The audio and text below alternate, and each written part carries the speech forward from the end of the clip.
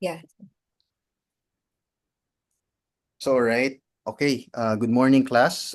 We prepared an icebreaker. So, yung mga nauna kanina, I think you're able to access na. But for those who have just joined, then may I enjoin everyone to um, access this one. So, as in other sessions that we had, I mean, at least yung first session, we had this slide. So, if you have your phones with you, or I'm not sure if you can use your computers, but I think pwede naman sa computer, but ideally sa phone. So you just go to slido.com and enter the following number, 419-7261.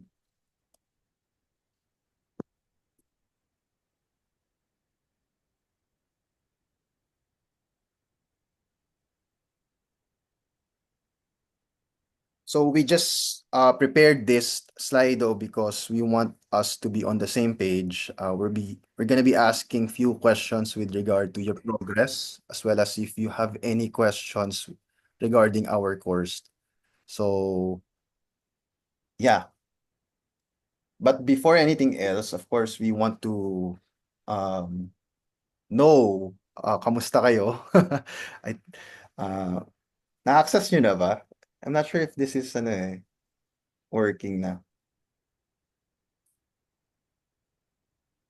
Ayun, may nagta-type so na-access naman. So again, for those hindi pa nakaka-access sa Slido natin, just go to the slido.com and then input 419729261, or you may just scan the QR code using your smartphones. So okay. So this is a word cloud, by the way. So, kung mas malaki yung picture or mas malaki yung word, that means mas maraming nagsasabi nun. So, as of now, mas maraming nagsasabi na tulog. And it was also expressed verbally, sleepy daw, unfortunately. So, but we hope to be, to finish on time, which is at 9, 9 a.m. So we won't really be, hindi man tayo kailangan magtagal because very brief lang yung kailangan nating kamustahan here. So, okay. So most of you are sleepy, but but I hope you had a very productive week. So anyway, so we would want to ask something related to the course. Which concept or insight sort of like stick to your mind during the past few weeks?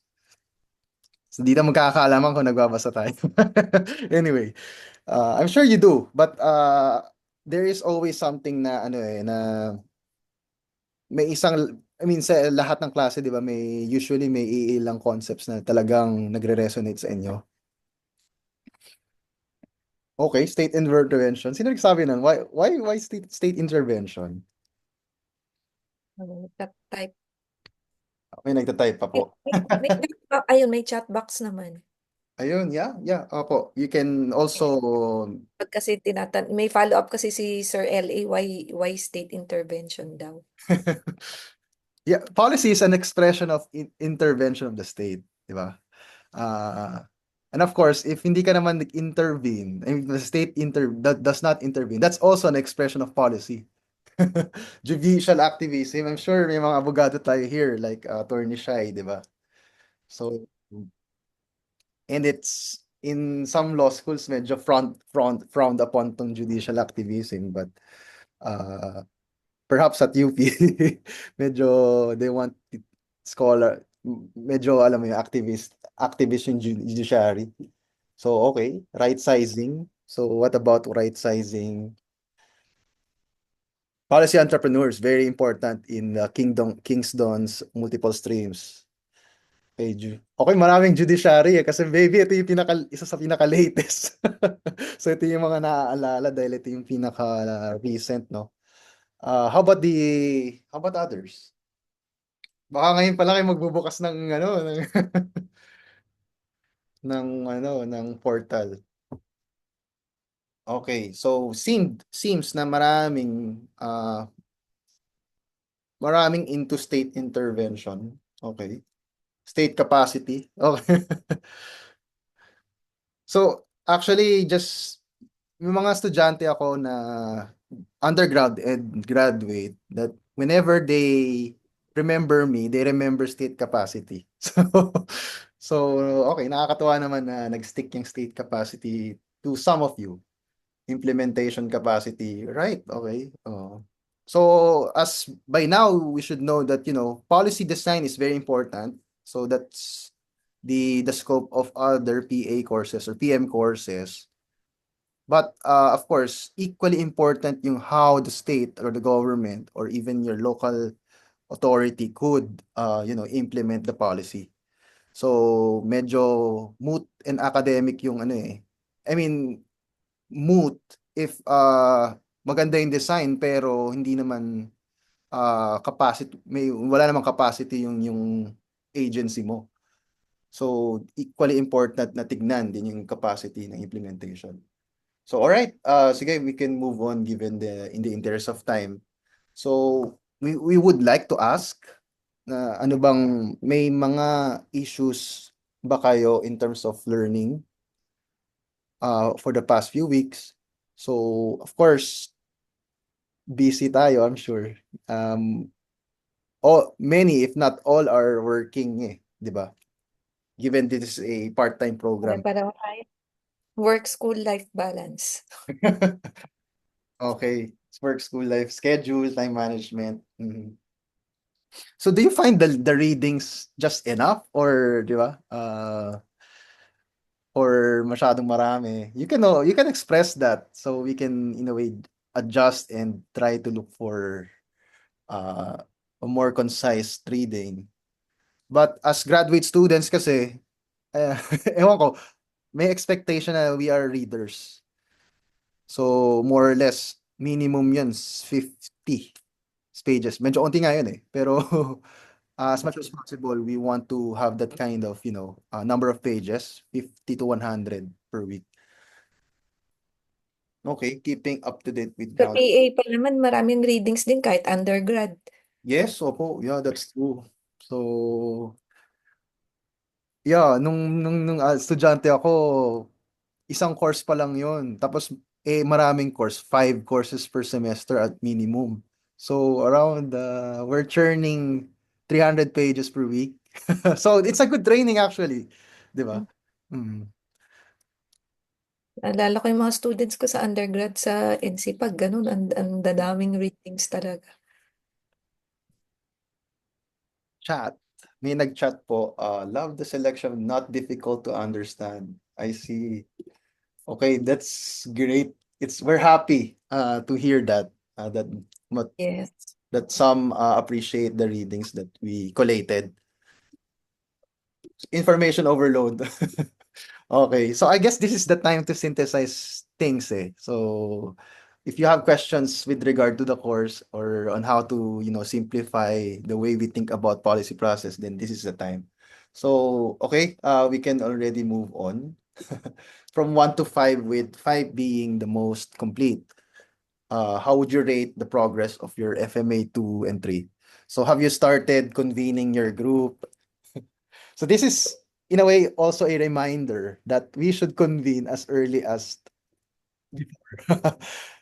So if you haven't been now and maybe in the following days are the best time to do it. So okay, 2. So 1. I mean, we understand that kasi most of us have different schedules and have very, very busy schedules. But yeah, okay. So most of you are maybe in the convening stages pa rin. But this serves as a reminder nga, as mentioned, na we have to do it at the soonest possible time. So hopefully after. Magbabati ako. Pwede siguro yung grouping, di may same groupings naman yan. Kung ano man yung probably they could work on the policy that they have started this week. Tapos actually pwedeng igamitin yun sa ano doon sa next sa stakeholder analysis. So kung ano para hindi sila Yes, ano, yun. Totoo yun, Ma'am Rose, Prof. Rose. Para hindi sayang, no? Walang tapon. walang tapon. Kung anong Mm. naumpisahan yun na lang. Kasi ngayon individual, next week pwedeng mag-decide na sila mamili sa group. Pwedeng dun manggaling dun sa may options kasi itong activity ngayong week na to. So pwedeng dun na lang nila, dun sila mag-start. That's a great tip, Ma'am Rose. So, sige. So, finally, we would like to ask how we can further improve PM244. So, we're in the latter stages of the course, but of course, improvement is really an endeavor na hindi natatapos. So we would want to ask how we can further improve so that, maging mas okay in the past or the next weeks.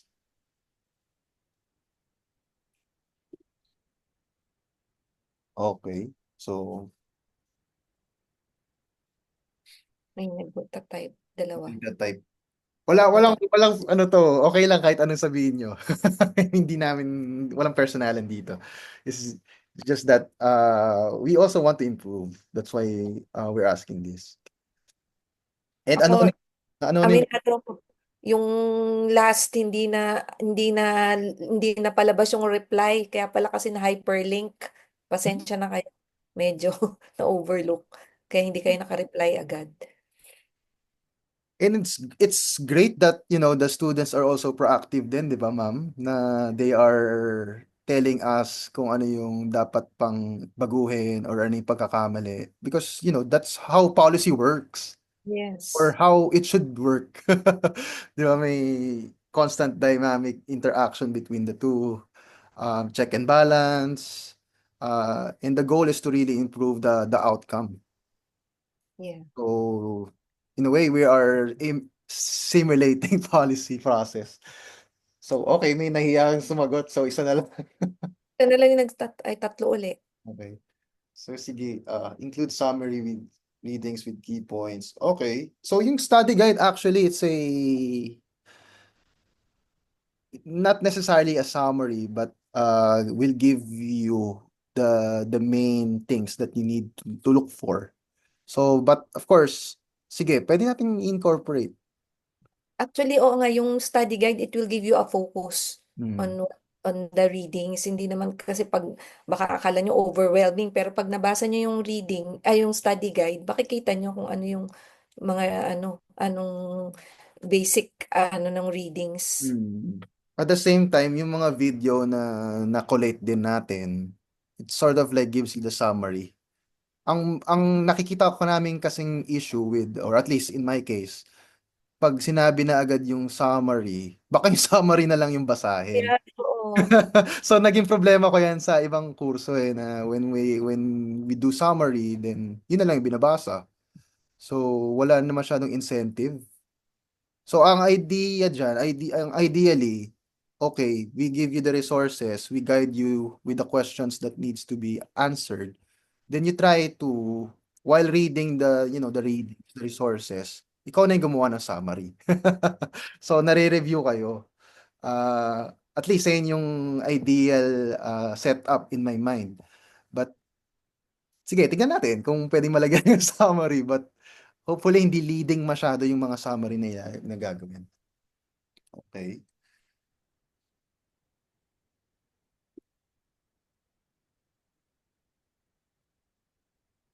Si Attorney Shai, oras daw ang problema. Busy kasi si Attorney Shai eh. Sa chat. Sa chat, study guides are also awesome for me. Uh, Real life policy related activities. Summarize. Sige. Most complete so far. Okay. Weekly online, sabi mo, hindi pwede yun.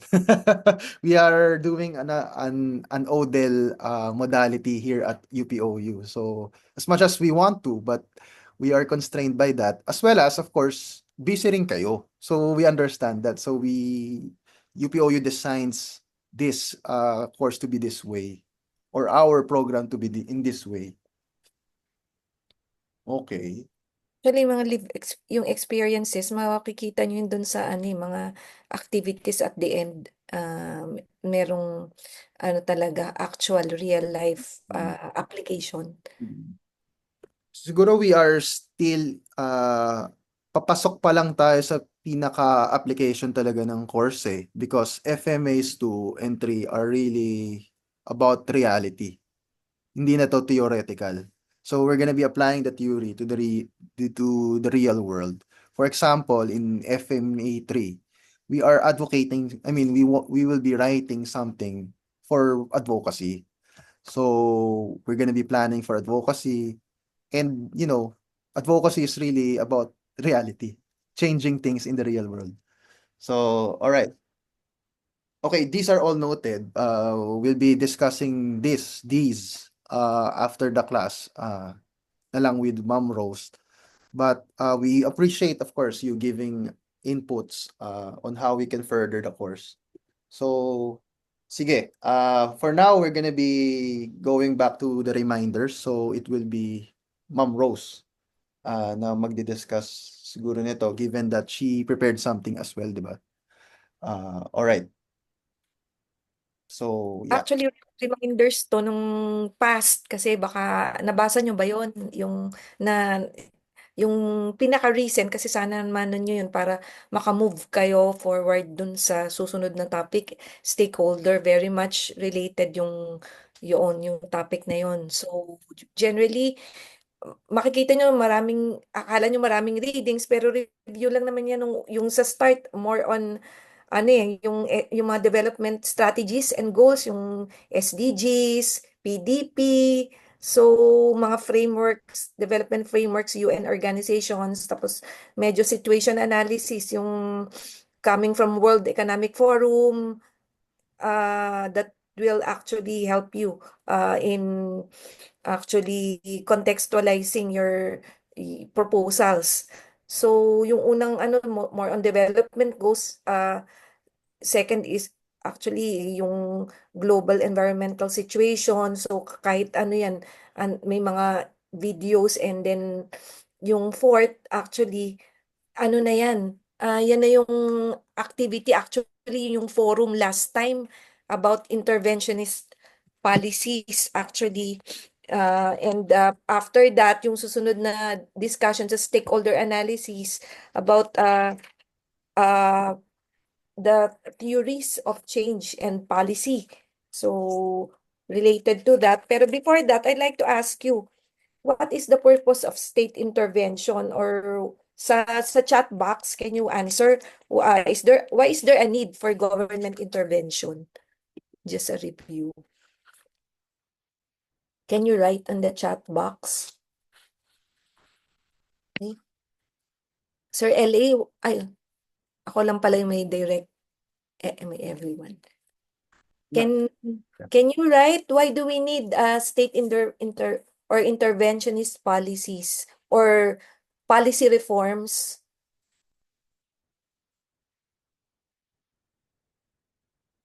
Sa chat box, please.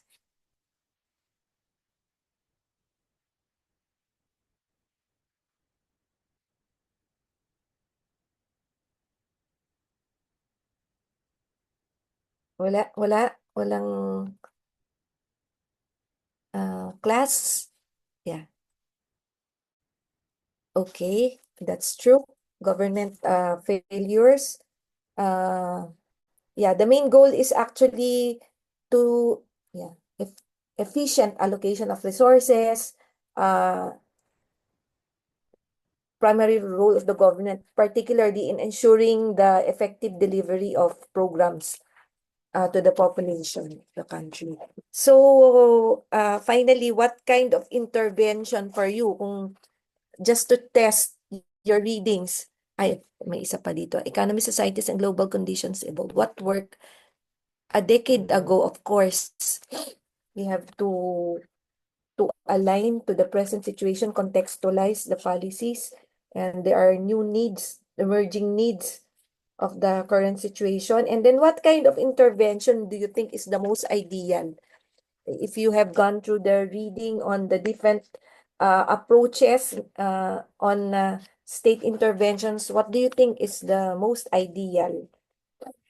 'Di ba? If you would remember, meron spectrum na binigay, may towards the minimum intervention to the maximum intervention. What is the most uh ideal? Anybody?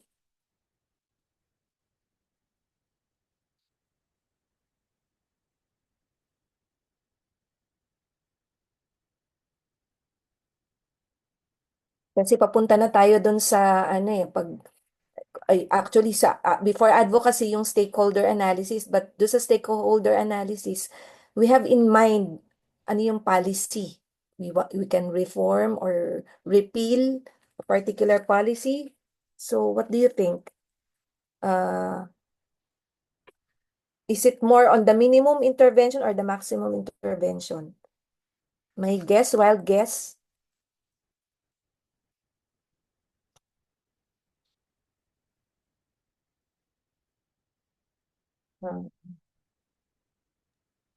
Okay, wala. Sige, anyway. Ayan, meron na. Welfare po. Welfare yung ano niya. Meron ding minimal intervention, yung laissez-faire approach ni Adam Smith. Meron ding okay. Anyway, the answer is, pwedeng tama kayo lahat. The answer is, you have to study all the different approaches. So it's a balance. You have to see what is more appropriate to the particular country, to the needs of the country. So merong developmental or partnership and welfare type of policy. So it depends also on the particular ano. So that's the answer. Anyway. Um, go, I'll just go through the pwede na ba ako mag-share? Ayan, pwede pala ako mag-share. So, I'll go through the assignment kasi nga, sorry ha, less, dapat a month to go. Ay, nakikita nyo ba? Sandali.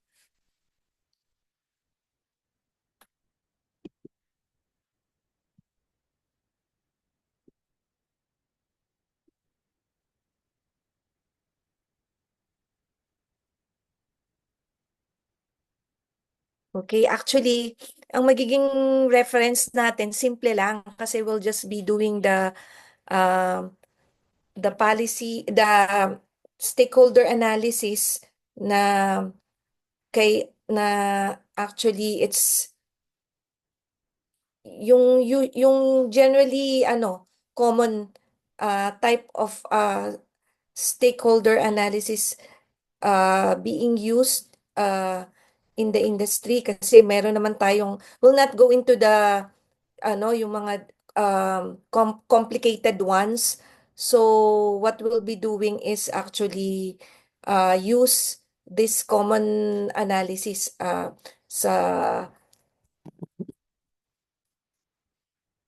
okay, stakeholder analysis ni Mendelov in 1991. So just syempre before you come up with your yung different stakeholders, major stakeholders, you list them down. Ano yung stakeholder in that particular.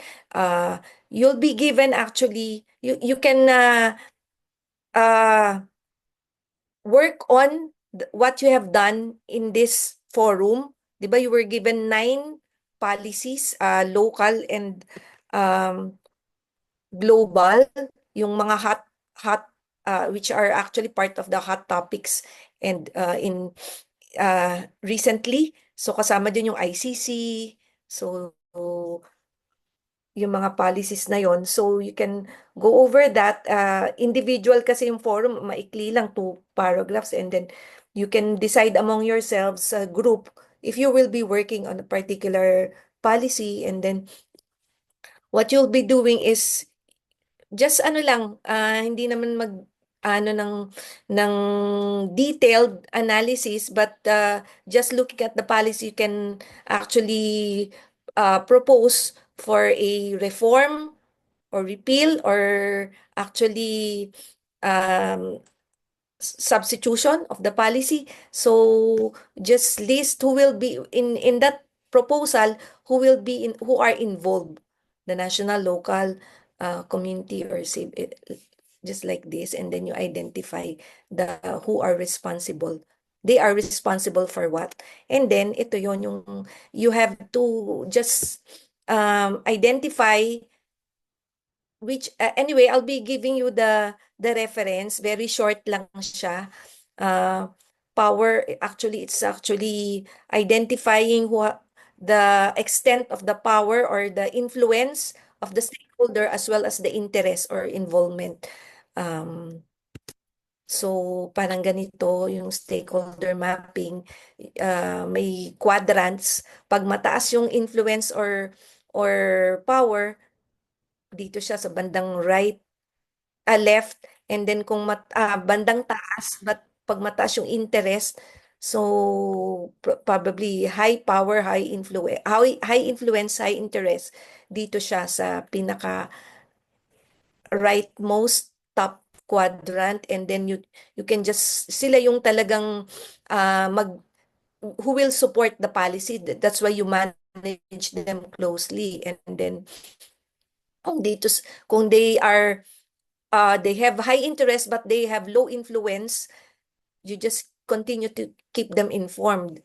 And then kung they have high power pero anti sila sa policy, just try to keep them satisfied para hindi ma kasi meron tayong movers and shakers of policy. So they do not continue to be shakers. And then if they are those, you just write in the particular quadrant which are the stakeholders. Ganun lang. And then you try to explain um, stakeholder mapping. And an example, itong sa NFA. So, isang example to na actually na-establish na 1960 as RECOB, turned into RCA, tapos National Grains Authority, hanggang naging NFA. Pero it turned out na kanyang actually ang mandate ng NFA is actually uh, to ensure that there is adequate rice supply in the country. So that's the major concern, is food security. However, yung NFA failed uh, to ensure to actually deliver this major function, and in spite of them being the monopoly and in importing rice, and even actually they incurred losses and actually increased burden kasi they are actually one of the public enterprises that actually depend so much from the government, usually donation type of funding. um uh, Actually, according to the Philippine Statistics Authority, they eventually turned out to be, instead of actually solving the rice the rice problem, they actually contributed to inflation in the greatest contributor of inflation in 2018. um so that led to the passing or the approval of the rice tariffication law. Actually, this one is the rice tariffication law is actually involves the removal of quantitative restrictions sa mga rice coming in, and because of our shortage, kahit merong NFA, and replacing yung mga tariff from to 35% sa mga Asian countries and 50% for non-Asian countries. Kasi NFA ended up as a even if monopoly siya. So ang nangyari ganito actually. Generally itong NFA is dito sa ating mapping, we can see that only a few stakeholders are involved in this. Generally, wait, because there is a wide range of corruption, the few stakeholders actually dictate the ones who benefit the most. Few farmers, yung NFA generally throughout the years, they actually give the produce to these few farmers, few consumers. So they are the ones who are influential here, but they are anti to the against the reforms in NFA kasi nga they will lose the long years of benefiting from the NFA. And then even yung NFA staff, selected NFA staff gains from this. They are the ones who get most of their produce, and even the owners and investors. So maraming nag-gain na businesses from that, pero illegal practices. Dapat ito, this is actually to support our food security initiatives. So that happened, and then the mandated beneficiaries are dispersed throughout the country, kaya walang so government na ang gumawa ng way para to do something, reforms for this market failure. Kaya ano, ganyan yung nangyari. So ganito yung naging stakeholder mapping for the NFA. Actually, this is part of the uh, public enterprise reform agenda of the Philippines during several years. Actually, itong paper na to, I got this from the paper of Dr. Juvie Hervasio. He was part of the USAID who was writing this particular paper. So ito lang yung isang example on how to go about stakeholder mapping using this Mendeley matrix. So any questions?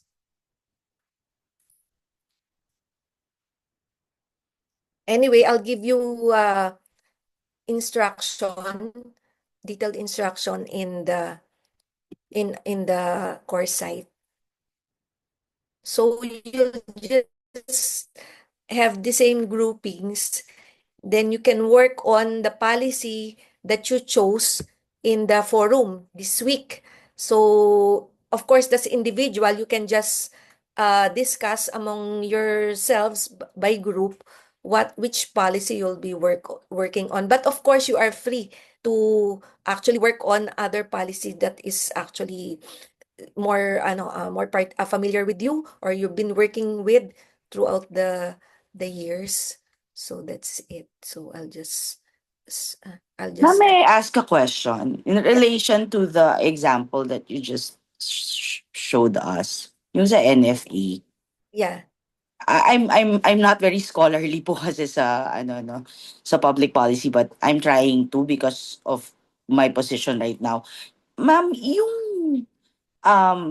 level ng intervention na pinakita over the NFA for the revamp that you just discussed, um was it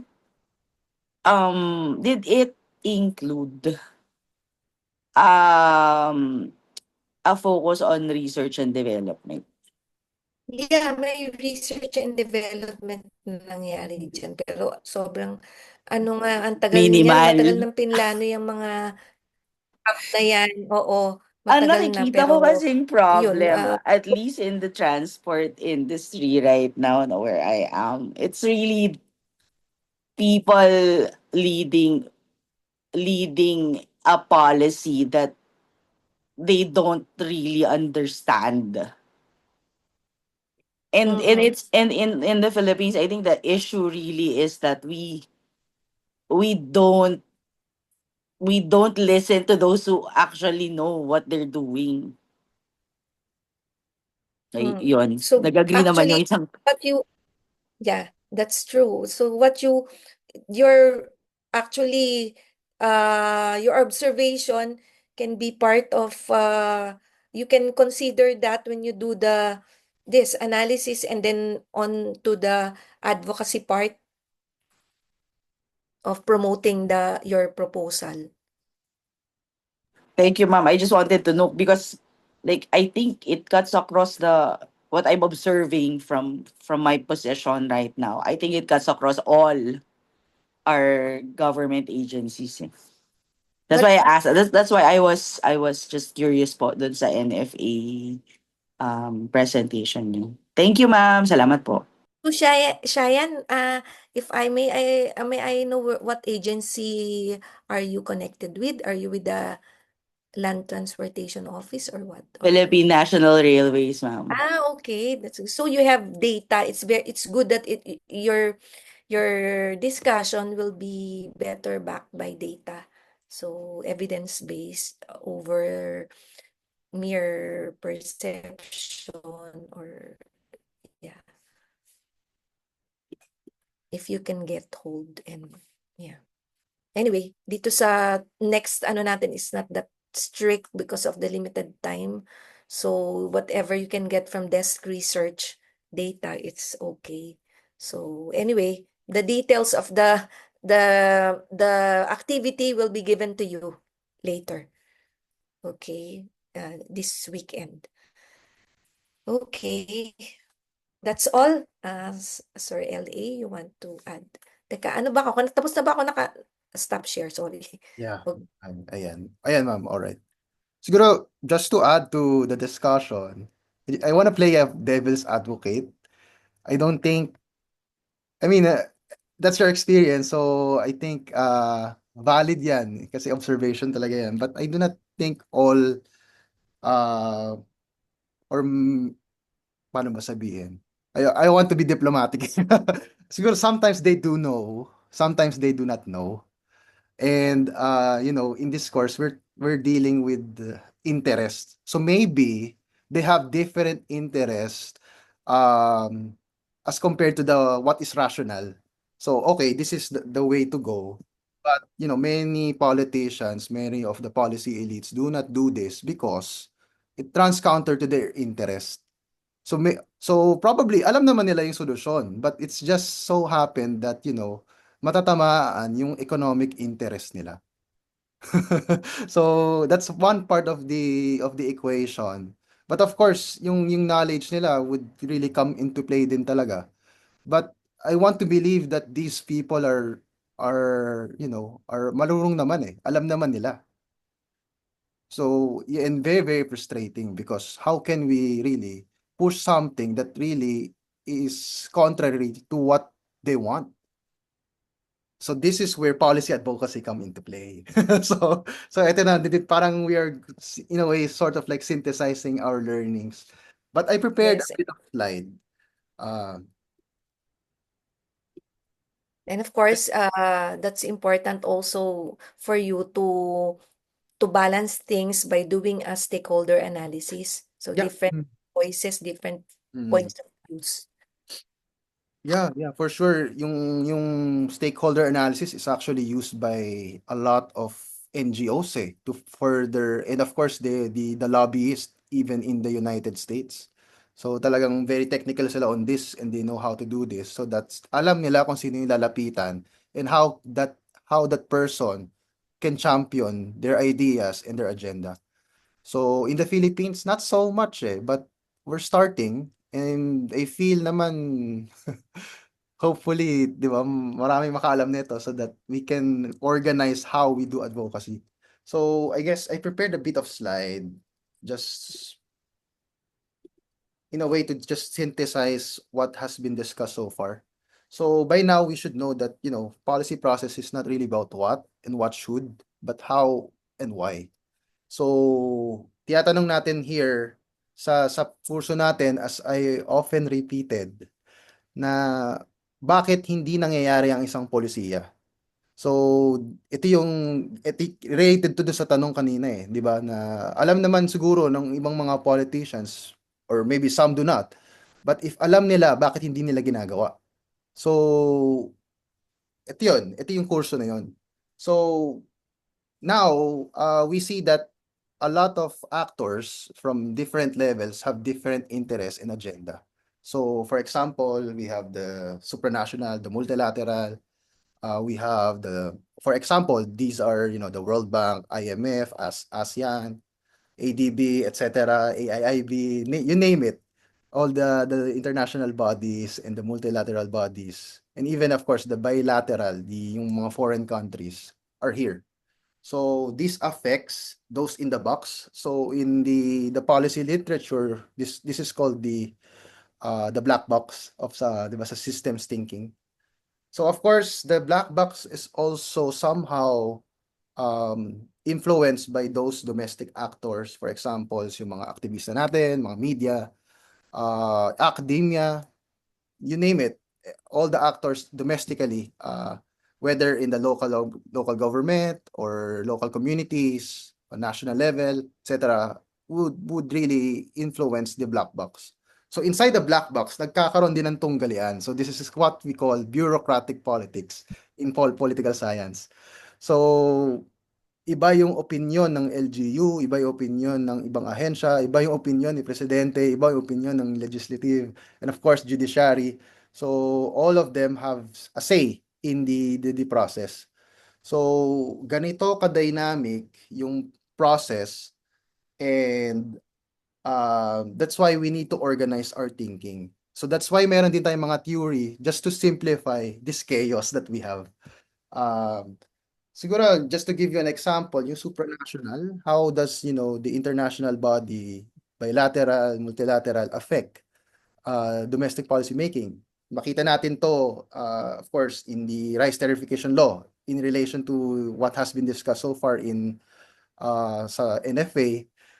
Yung RTL kasi, yung agenda ng, tariffication has been there ever since since maybe 1990s pa. Or I'm not sure, I'm not an expert on this, but as far as I know, as far as I remember, matagal nang nakabinbin yung agenda na yon. But sometime around Duterte, PRRD time, napasa siya.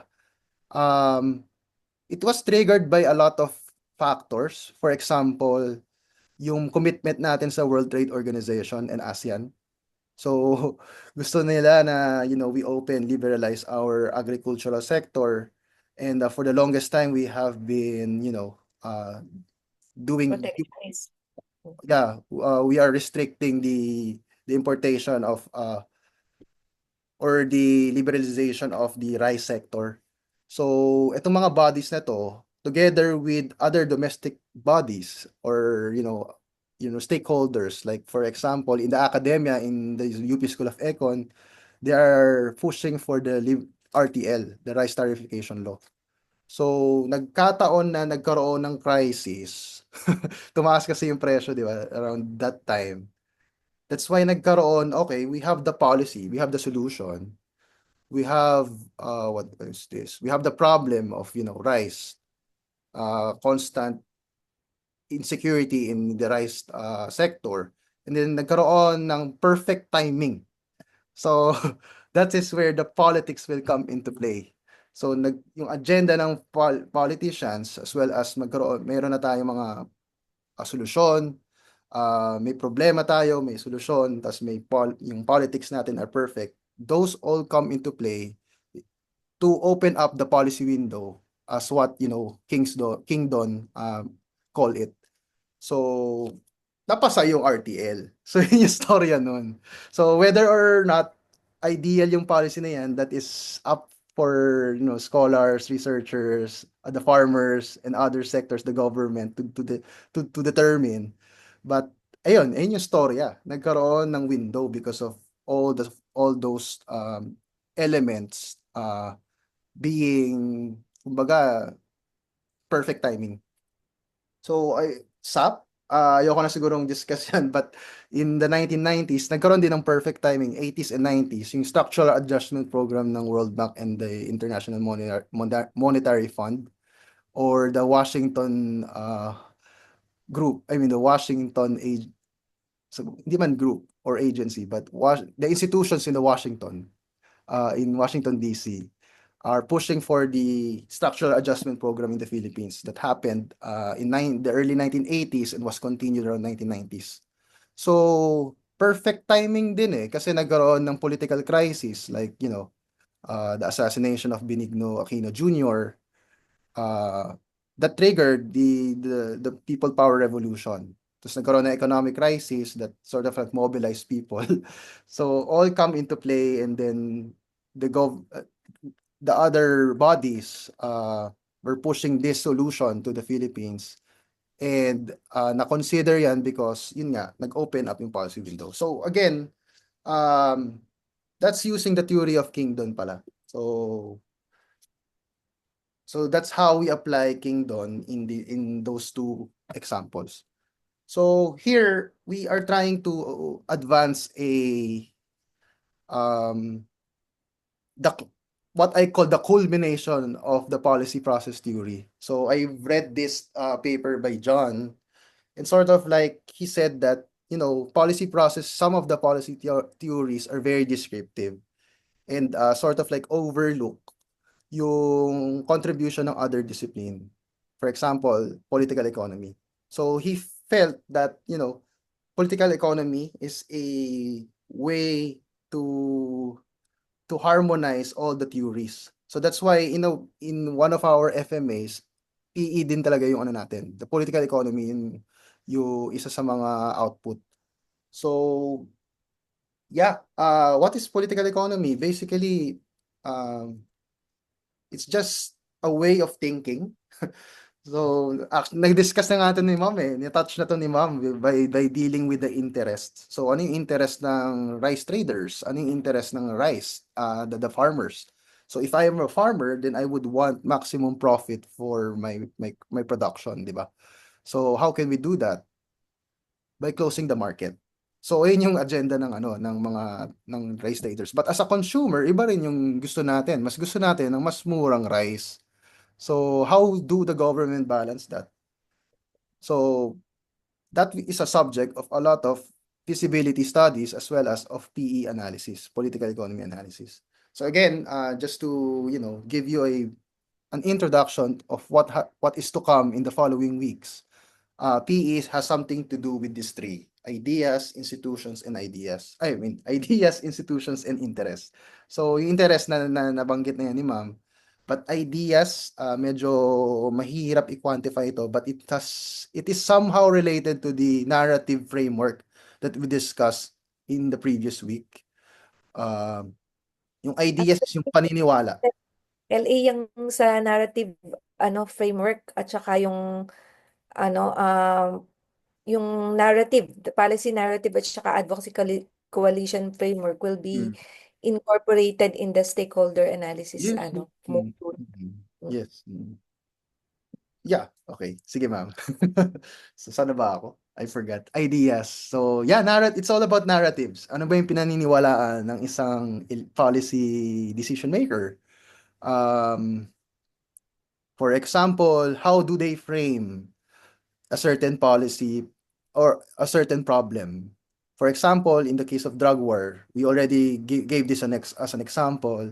Is it merely a security problem or is it also a medical concern? So if you are gearing towards the former, then you would have this certain policy proposals or programs. For example, the drug war or more geared towards drug war. But if you frame the problem as a medical problem, then you also have a different solution. So that's how narratives or thinking about the problem or framing the problem affects how we deal or push for a certain proposal. Then institutions, of course, dito medyo self-explanatory naman to, but of course, institutions, the formal rules, as well as the informal rules of the game affect how we decide. For example, the 1987 Constitution would, in a way, prohibit certain things from being pushed. For example, the 60-40 provision, economic provision of the Constitution would, in a way, prohibit the outright liberalization of some sectors. So, yes, institution has something to do with law, but also has something to do with the informal, the culture, etc. So, pag samasamahin mo yon, and that's how political economy analysis is. So, ang problema, medyo mahirap pag-isipan yung interconnection ito. But we will be, learning about this in our readings. maybe dati kasi parang isa-isa lang yung ano eh, yung approach eh. Kunyari, yung narrative framework, ideas lang yung pinagtutuunan ng pansin. Or if you're doing some kind of state capacity analysis, then institutions lang yung titignan mo. And if you're doing the classic political economy, interest lang yung tinitignan mo. But you know, in today's political economy analysis, we all think of these three as interrelated and must be tackled holistically for us to have also a holistic solution. Ano ba? Okay, so I just presented this QR for us to um, input if you have any questions. But of course, pwede naman natin gawin na lang dito without really going to Slido. So now we're gonna be opening the floor. So may oras pa naman tayo, 2 minutes pa. So if you have any questions, then uh, PC Rose and I would be happy to address them. So, habang nagsusulat kayo, iano ko lang sa inyo yung structure nung next ano kasi ano na eh. Yung of course, that is nabanggit ni Sir LA yung institutions part ng political economy kaya may incorporated a little of the public administrative system sa discussion. Yun nga yung mga different frameworks ng ano and then values of concerns in terms of doing a stakeholder analysis sa interest nila value-based frameworks. And then, of course, ito na yung, anyway. May question dito si Shayan. Yeah, sir. Would it be correct to say that the ideas are how we frame the issues to form a particular policy? Yes, oo. But I would think yung ideas and beliefs are internal, but how it is manifested externally is through the framing of the policy. So usually in Polsci, in political economy, you sort of like analyze the narratives, yung speeches, for example, on how or yung mga proclamations to sort of like measure or determine a certain, belief of a specific person. So, but hindi naman siguro natin ganun ka-extensive yung gagawin natin sa course eh. But sa Polsci, ganun ang ginagawa. Just to So, determine. even sa communication, pwedeng gawin yung Ako, qualitative, yeah, yeah, yeah, actually galing nga sa communication theory. yeah, So, theory yan. Ako.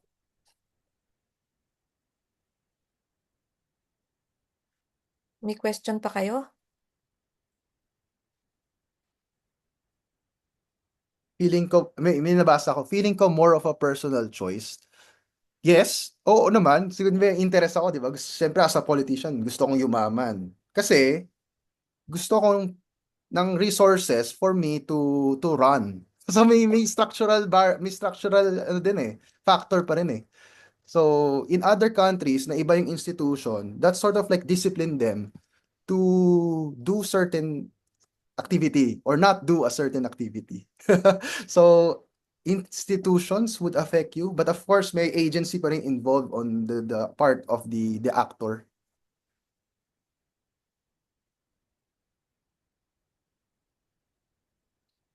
Si si Sir JP has also mentioned public choice theory. Yeah, it's actually public choice theory has been a popular framework for the past 20-30 years, but recently medyo china-challenge yan in IPE, in the International Polyecon. Yung public choice theory kasi would assume that people are profit maximizers. Di ba? For example, if you're a politician, ang agenda mo is to perpetuate yourself to power. But recent studies would show na hindi lang naman yun yung motivations ng isang politiko. But it has been a very powerful tool, yung public choice theory. And kung magagawa nyo yan, sir, sa paper mo, sobrang may ellipse ako. Sobrang, I mean, makakatuwa makabasa ng ganun.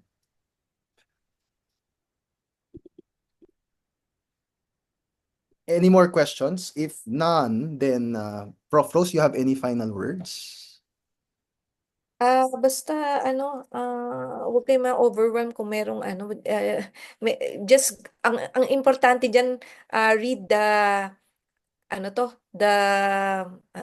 guide your for the week. So that you get focused. Hmm. Kasi yung kadalasan naman yung mga references, lang yun, just to go back at nabasa nyo na naman yun in the past. So, ganun. Siguro ma'am, before we end, ay, naalala ko lang na meron tayong may consultation session tayo. So please make use of it. So we are free naman. Just let us know kung kailan and we will notify you if pwede. So we included a link actually for the consultation session. So if you have, Yun, di ba, LA, sa link mo yun, personal? opo, so pwede ko Oh, namang i-share sa'yo ma'am if may nag-book. okay naman, oo. But if you're busy, pwede rin naman ako sa Asynchronous, no? Pwede naman siguro yun ma'am.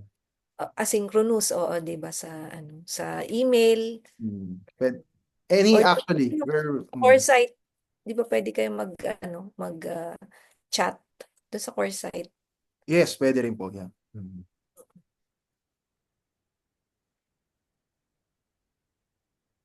Okay. More of how is okay. Think, sige, may mga additional comments but pwede natin pag-usapan yan beyond the class, beyond the session. So uh, unfortunately we don't have time, maybe, but before we really end the class, maybe ask everyone to open their cameras.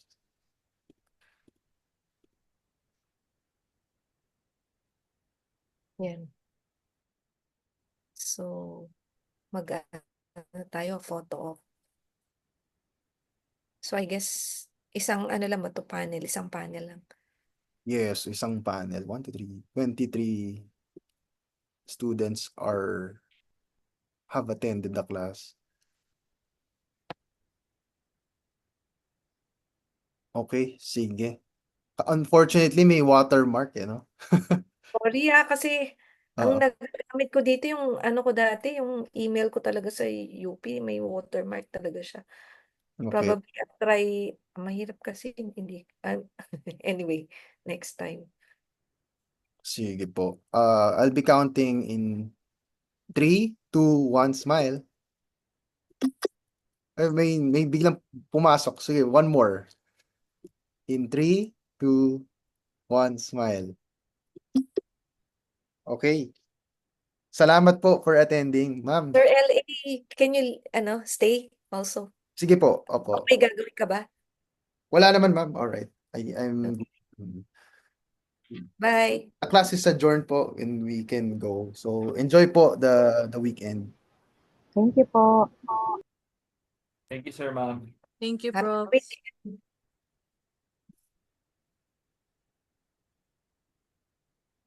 I-off ko lang yung yung Ay, yung video. Yung recording. I-post na yung recording. wait lang po. Paano ba to? Parang may mga nagstay pa dyan. Pwede na siguro silang no? Remove. Pwede na ba? Pwede naman po. Nakatulog na.